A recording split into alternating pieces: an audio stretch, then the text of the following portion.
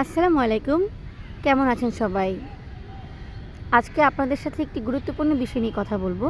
সেটি হচ্ছে আমরা যারা বাংলাদেশে আ এসএসসি পাস করে ডিপ্লোমা করি, সেটা মেডিকেল ল্যাবরেটরি হতে পারে, ফিজিওথেরাপি হতে পারে, ফার্মেসি হতে পারে, মেডিকেল অ্যাসিস্ট্যান্ট হতে পারে এবং কি নার্সিং পেশায় যারা ডিপ্লোমা করি, তারা কিন্তু মূলত আ অল্প বয়সে টাকা আর্ন করার যে একটা ফ্যাসিলিটি, সেটা যেন পাই তার জন্য এত পরিশ্রম করে থাকি।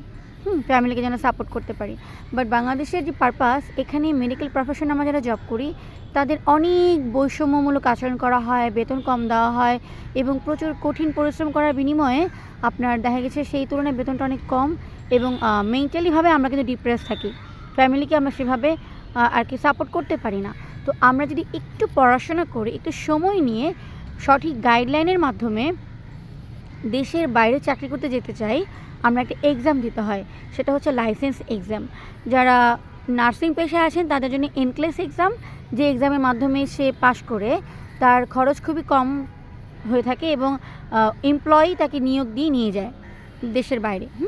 আর যারা আমরা মেডিকেল ল্যাবরেটরিতে আছি বা আমরা নার্সিং ছাড়া অন্য পেশায় আছি মেডিকেল প্রফেশনে, তারা কিন্তু আমেরিকার আন্ডারে ACPI এই সার্টিফিকেটটা আমরা অর্জন করতে পারি পরীক্ষা দিয়ে এবং মিডল ইস্ট কান্ট্রির জন্য আমরা লাইসেন্স প্রোমেট্রিক এক্সাম দিয়ে সেই সব দেশে আমরা জবের জন্য অ্যাপ্লাই করতে পারি।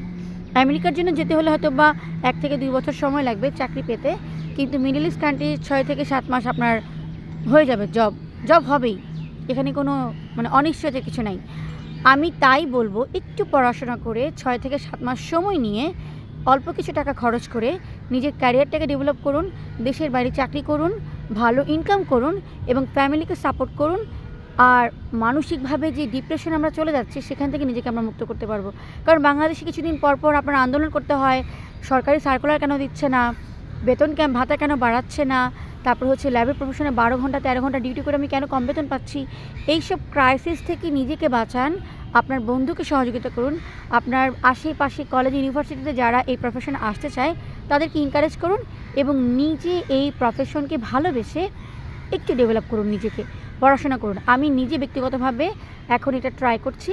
আমি সামিউল বশির স্যারের SB গ্লোবালের সাথে যুক্ত আছি এবং সেখানে আমি পড়াশোনা করছি অ্যাজ এ স্টুডেন্ট হিসেবে এবং আমি চাই আপনারা যদি সত্যি কেউ পড়াশোনা করে দেশের বাইরে যেতে চান, নিজের প্রফেশনকে উন্নত করতে চান, সামিউল বশির স্যারের SB গ্লোবাল লিঙ্কে আপনারা জয়েন করতে পারেন এবং এখানে অ্যাডমিশন নিয়ে আপনারা পড়াশোনা করে নিজের ক্যারিয়ারকে ডেভেলপ করতে পারেন। আশা করি আপনারা বুঝবেন এবং আমি অবশ্যই এই ওয়েবসাইটের লিঙ্কটা আমার কমেন্ট বক্সে শেয়ার করে দিচ্ছি। ধন্যবাদ।